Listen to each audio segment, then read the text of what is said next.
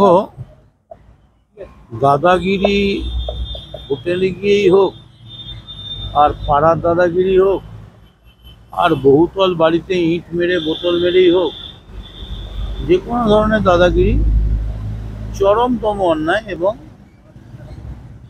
নিন্দা করার কোনো ভাষা নেই। বিশেষ করে যখন আমাদের সভানেত্রী মমতা বন্দ্যোপাধ্যায়, তিনি 11-য় বললেন বদলা চাই না, বদল চাই। যদি বদলাটা বলে দিতেন তাহলে কিন্তু আজকে কেউ থাকতো না, নমিনেশন দেওয়ার মতো কেউ থাকতো না, এজেন্ট থাকতো না। উনি বললেন না, সবাইকে নিয়ে সবাইকে নিয়ে চলে, এটাই রাজধর্ম। আবার উনি কদিন আগে বলেছেন যে রক্ষকের দায়িত্ব অনেক বেশি এবং জিতলে অনেক বেশি দায়িত্ব বেড়ে যায় এবং দুর্বলকে রক্ষা করতে হয়। এবং একটা কথা মনে রাখতে হবে, জেতার আগে আমি তৃণমূলের ক্যান্ডিডেট, জেতার পরে আমি কিন্তু সিপিএম, কংগ্রেস, বিজেপি সবারই এমএলএ, যে এমপি জিতল সে সবারই এমপি। সম্প্রতি একটা ঘটনা আমাদের খুব নাড়া দিয়েছে এবং খুব উদ্বেগের সৃষ্টি করেছে। সবার আগে আমি বলি, পশ্চিমবঙ্গে আমার সব থেকে প্রিয় মানুষটার নাম হচ্ছে দেব, অভিনেতা দেব। মানে অভিনেতা দেবকে আমি আমার নিজের থেকেও ভালোবাসি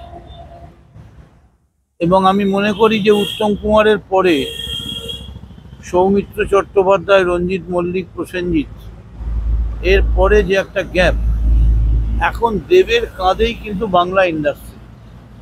বিশেষ করে সিনেমা হল নেই, ফোরাম ছাড়া কোনো সিনেমা দেখার জায়গা নেই, সবই ডিজিটাল হয়ে গেছে, 5G হয়ে গেছে। এই মুহূর্তে দেবের দায়িত্ব অনেক এবং দেব সেই দায়িত্ব পালন করে এবং দেব একটা বিরাট মন নিয়ে, মানে দেবকে দেব না বলে ইন্দ্রদেব বললেও ভুল হয় না। ও চলে সবাইকে নিয়ে চলতে, যেখানে অন্যায়কে প্রতিবাদ করা সবাইকে। সো প্রথমেই এই কথাটা ক্লিয়ার করে নিচ্ছি যে I M A follower, number one icon আমার হচ্ছে দেব এবং দেবকে আমি ভালোবাসি। বিশেষ করে চরিত্রের দিক দিয়ে, চালচলনের দিক দিয়ে দেবের মধ্যে কোনো অহংকারের এটা দেখা যায় না, বিনয়। এবারে সোহম, আমায় যদি জিজ্ঞেস করো পশ্চিমবঙ্গে তোমার দেখা এমএলএদের মধ্যে বা শিল্পীদের মধ্যে সব থেকে ভালো মানুষ এবং যে কখনোই তার সীমানা গণ্ডি ছাড়ায় না, তার নাম হচ্ছে সোহম চক্রবর্তী। আমি সোহম চক্রবর্তীর বাড়িতে যাই, আমরা অনেকদিন একসঙ্গে রাত্রিবেলা খাওয়া দাওয়া করি। সোহমের সব থেকে বড় দোষ যেটা, ও একটা নিতান্ত নিরীহ, একেবারেই নিরীহ একজন যুবক, যে নিজের তাল জ্ঞানটা ঠিক রাখতে পারে। এই যে দেখাচ্ছে মার্চে সোহম, আমারও দেখে খুব খারাপ লাগে, কিন্তু এই সোহমকে আমি কখনো দেখিনি এরকম। এবং সব থেকে বড় কথা, এই যে এখন আমরা সবাই মিলে অ্যাডভাইস করছি, যেমন ধরো কাঞ্চন, খারাপ হোক ভালো হোক, সেও ইলেকটেড জিতেছে, আমার পছন্দ হতে পারে, নাও হতে পারে, সে তো ইলেকশনে জিতেছে। এখন তাকে দেখে কার ভোট কমবে, কার ভোট বাড়বে, এই ধরনের কথাগুলো পাবলিকলি বলা উচিত নয়। আবার সেখানে দেব এসে বললো না, ও গেলে ওর ভোট বাড়বে। আবার দেব কদিন আগে বললো রইলো ঝোলা, চললো ভোলা।